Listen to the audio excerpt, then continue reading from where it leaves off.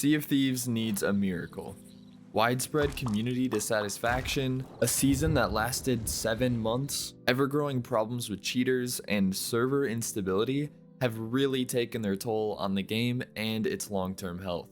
For the developers, that miracle is Season 10. Season 10 is launching with a handful of huge, exciting, and even somewhat controversial features. But will it be enough? Today, we're going to discuss exactly that.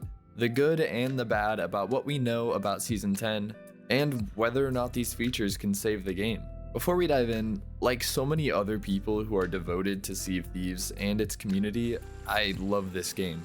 I want it to succeed, and so do many others, and that's exactly why it needs to be criticized now more than ever.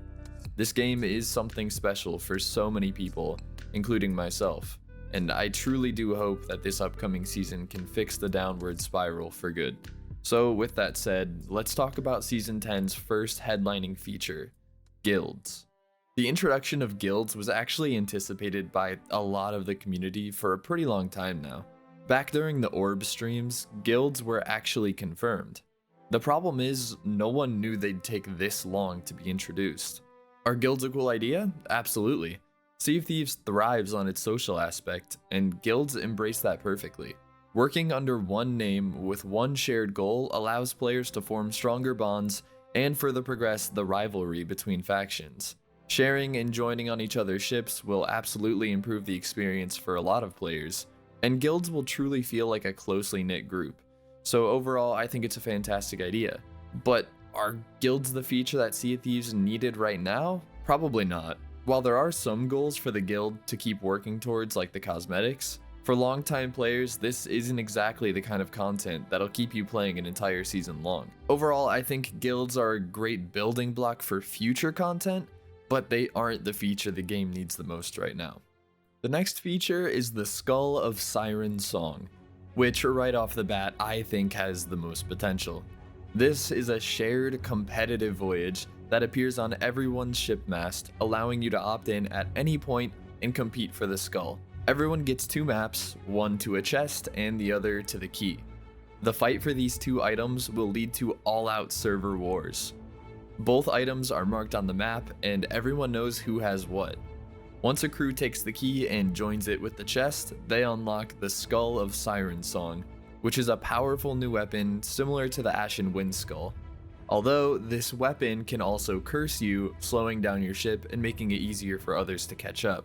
Just as a little side note, a lot of people worried that this would be a huge oversight and you could just wait to open the chest before selling it, but thankfully the lead designer, Andrew Preston, did confirm that this is not the case on Twitter. This voyage is going to be extremely fun. Every stage of the way, you're either marked, chasing, running, or cursed by the skull. In the past, Sea of Thieves' biggest successes were with player interactions at the Fort of the Damned and with the Chest of Fortune, so this voyage is going to be something special. The idea alone has me and so many other people excited to play it, and I think it has the potential to bring a lot of players back and rekindle the fun of Sea of Thieves. Unfortunately, they did confirm that this feature is not going to be implemented until November, which is a little bit after Season 10 kicks off. But all in all, I think the brand new idea of a competitive shared voyage is brilliant, and this could be the savior of Season 10 for new and old players alike. Moving into the final headlining feature, we're going to talk about Safer Seas, which is definitely going to stir up some controversy, but as long as it's healthy discussion, I say have at it.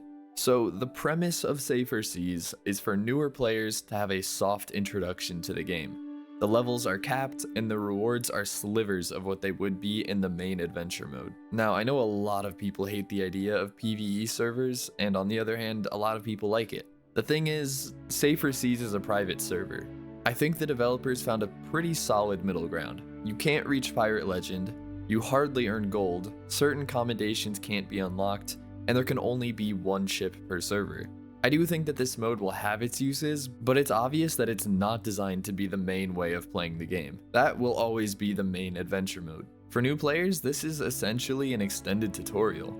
For everyone else, it's a server where you can take screenshots, explore, do tall tales, and whatever else you want to do on your own terms. At the end of the day, it's probably not going to be very fun, and that's kind of a good thing. The real adventures are made in the main mode. and ideally that's where the players will go once they've had enough of safer seas. Time will tell whether or not it's a good addition for the game, but I personally don't think it's a bad idea off the bat. Lots of people have asked for private servers, and hopefully once those people have had enough, they'll make the transition over to the main game. I am curious what your thoughts are though, so if you agree or disagree with me, feel free to let me know in the comments. So those are the 3 main features of Season 10, but it's important to note that that's not all we're going to see added. There are going to be a handful of other small additions, quality of life features, and fixes to look forward to. I'm cautiously hopeful for Season 10 because I think it absolutely could save the game, but only if it's done correctly. Thanks so much for sticking around to the end, and I'll catch you in the next one. See ya.